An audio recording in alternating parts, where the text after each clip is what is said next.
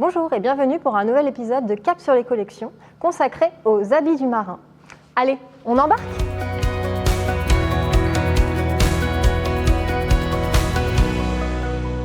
Pour se rendre en mer, les pêcheurs confectionnaient leurs habits avec les mêmes matériaux que pour les voiles des bateaux. Chutes de lin, de chanvre ou de coton. Ils protègent leur buste d'une vareuse faite d'un tissu très serré pour couper du vent et leurs jambes d'un pantalon de drap dit apon. La vareuse s'enfilait par la tête par-dessus un tricot de laine.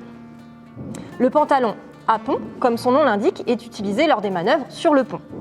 Il permet de ne pas s'accrocher au gréement. Avec l'apparition du coton, les pêcheurs enduisent leurs vêtements d'huile de lin pour les imperméabiliser et obtenir un peu plus de confort. Si la superposition des vêtements était très répandue pour se protéger du froid, c'est autrement plus complexe contre l'humidité.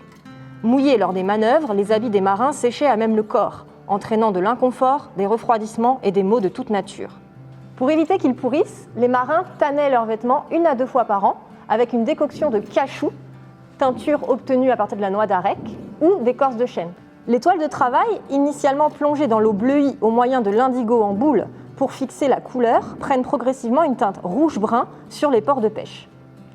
On constate à travers des représentations d'artistes que le bleu était aussi très répandu à Concarneau. Pour compléter leur équipement, les pêcheurs se coiffaient d'un béret en feutre de laine et se chaussaient de sabots en bois de peuplier et à bout plat pour rester au plus près du plat-bord du bateau au moment de filer les lignes de pêche. Pour protéger leurs jambes, ils ajoutaient directement sur le sabot une tige montant à mi-cuisse qui était en toile enduite traitée contre l'humidité ou en cuir de bovin. Toile et cuir sont ensuite remplacés par des chambres à air de camion. Les habits conservés au musée de la pêche sont plus tardifs et datent environ des années 50. Ils sont aussi représentatifs d'une mode traditionnelle, reprise ensuite par l'industrie textile, avec des matériaux tels que le PVC, le vinyle ou bien le polyester.